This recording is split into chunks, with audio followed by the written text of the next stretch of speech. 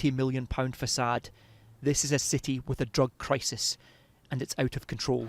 I take my methadone in the morning, take 5 Valium of these, and then crack cocaine. Are you addicted? That's well 80 a day. 80 Valiums a day? I've had 80 a day already. Scotland is now Europe's drug death capital, and Dundee is the drug death capital of Scotland.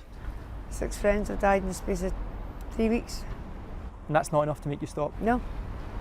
Paula's been addicted to drugs since she was 13.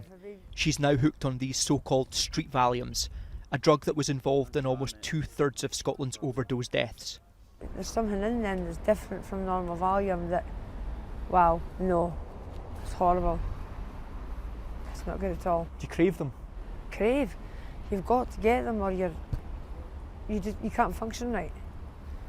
Street Valiums are a potent mix of benzodiazepines, normally used to treat anxiety, sold here for less than the price of a chocolate bar. I got 30 for £10. 30 for £10? Yep. 30 pence a pill. These drugs are more prevalent in Scotland than other parts of the UK, swallowed by the dozen. They also become more lethal when mixed with a cocktail of other drugs. The user just stops breathing. What are you guys taking? Valium and crack cocaine. And the methadone. Yeah. There's so many addicts are dying. Yeah, I'm worried about dying. I'm really worried about dying. I'm worried about it, but it's not enough to make you stop. 3/4 of those who died here of overdose had mental health problems. Most had at least one child they left behind. Sharon is now in recovery from addiction and helps others coming off drugs. Her fiancé died while being treated for his addiction, leaving behind a daughter. It's a tragedy.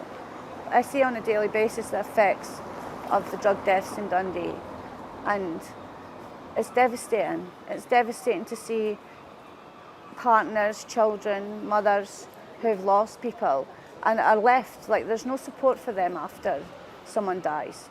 Like, even my own children have gone without, like my daughter has waited since, I think, 5 years now for bereavement counselling to address the issues after her dad died.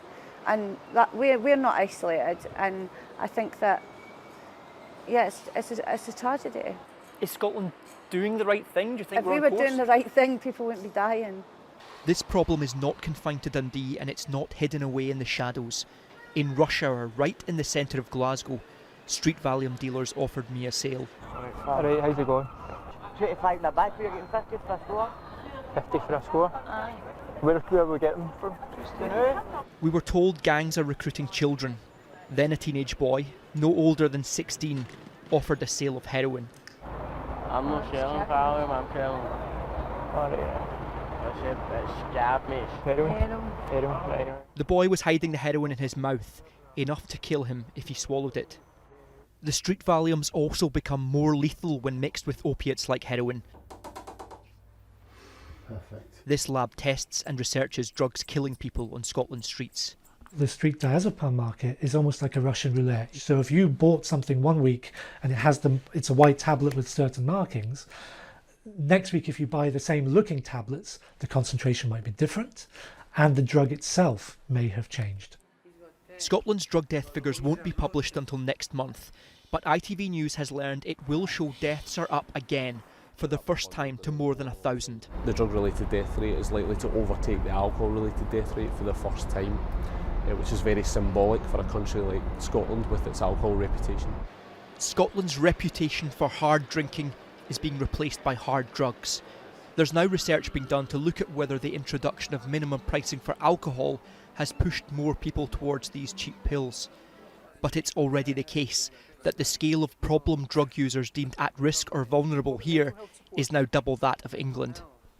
The majority of the people who died here last year were receiving treatment for their addiction. Almost half had methadone in their system when they overdosed. These are people who were trying to get help. That so many of them are still dying raises concerns about how Scotland is responding to this drug death crisis. While drug deaths have stabilised in the rest of Britain and across Europe, here it's still accelerating. The Scottish Government are now preparing to deliver a drug task force to look at the problem. I think drug deaths are actually increasing across Europe. So they're stabilised across Europe. Scotland is a complete outlier. The pattern is similar, I think. No, Scotland is a complete outlier. Scotland's accelerating at a rate that's not seen anywhere else in Europe. I want to do what I can to turn this around. Even across Scotland, there are differences in terms of the drug use that we need to make sure that we are able to provide the appropriate support for. The majority of people who are dying are reaching out for help. They're still dying. We absolutely need to look at how we can provide that support. We still don't know. Well, that is why I'm setting up the expert group, is to look at what more we can do. People will die in the meantime, though. People will continue dying. And if I can save one life, I will do. This is a country with a drug problem, where drug deaths have already doubled in a decade, and now Scotland must brace itself for even more lives being lost.